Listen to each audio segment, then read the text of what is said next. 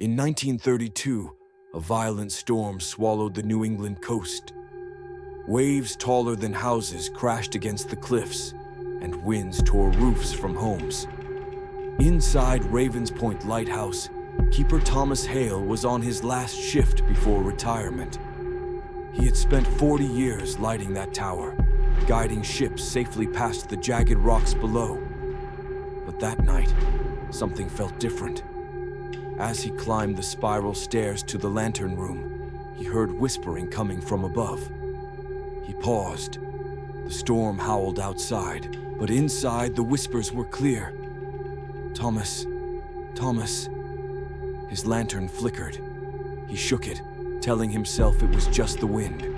But deep down, he knew better. When he reached the top, the air was freezing.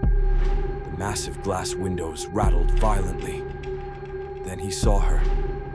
Standing by the lamp was a woman in a soaked white dress, her black hair hanging in tangled strands over her face. Her feet were bare and covered in seaweed. Thomas stepped back, his knees shaking. Who are you?" he asked, his voice trembling. She slowly lifted her face. Her eyes were pale and clouded, her skin bluish and cracked from the sea. "You let us die, Thomas," he gasped. Memories flooded back. The shipwreck of the Albatross.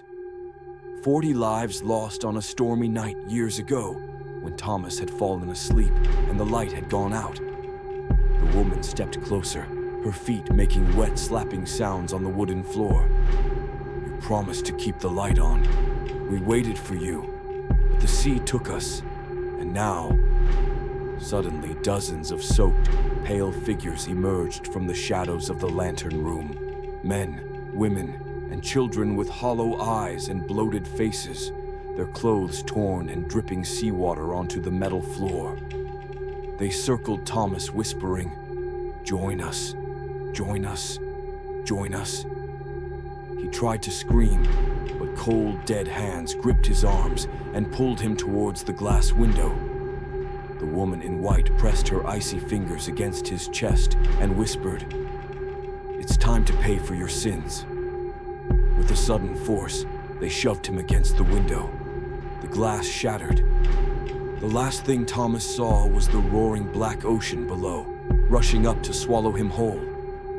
The next morning, the townspeople found the lighthouse door wide open. The lantern was dark, the room above shattered and flooded with seawater. Thomas Hale's body was never recovered, but even today, sailors say that on stormy nights, the light of Ravens Point flickers on and off, and through the rain, you can see a man standing at the top, surrounded by ghostly figures, forever trapped with those he failed to save. And if you listen closely, you will hear their whispers ride the wind. Join us, join us, join us.